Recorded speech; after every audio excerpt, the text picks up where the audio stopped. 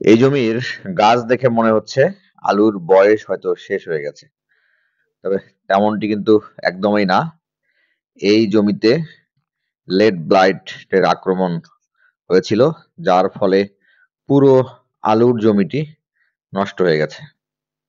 দেখতে পাচ্ছেন যে লেট ব্লাইট, তারপর আমরা যেটা অন্যটা বলি হচ্ছে আর্লি ব্লাইট।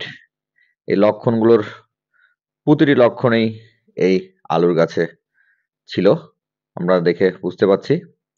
সেজন্য কৃষক আলুগুলো উঠায় নিচ্ছেন, যার ফলে দেখতে পাচ্ছেন যে দূরে এনারা এই আলুর কান্দিগুলো চোটাইতেছেন, কেটে দিচ্ছেন যেন আলুগুলো সহজে তোলা যায়।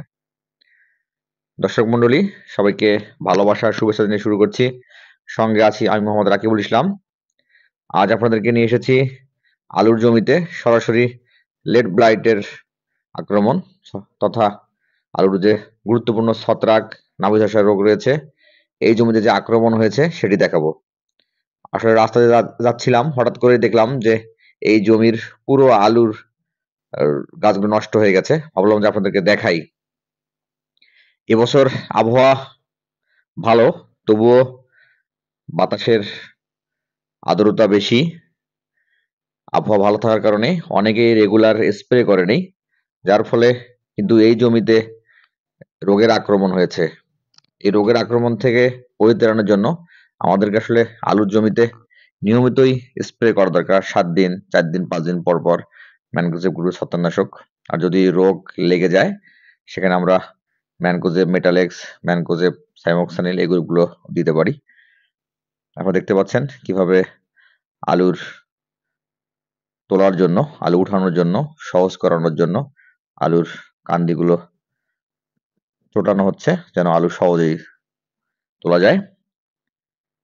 আসলে আমি সবসময় চেষ্টা করি বাস্তব বিষয়গুলো দেখানোর জন্য, তেমনি এই আলুর ক্ষেতটি আপনার দেখানোর জন্য নিয়ে এসেছি। এই আলুগুলোর বয়স কিন্তু তথা আলুর গাছের বয়স হচ্ছে 55 দিন। এখনো আলুগুলো সেরকম ভাবে পরিপক্ক হয়নি বা ফলন সেভাবে আসেনি।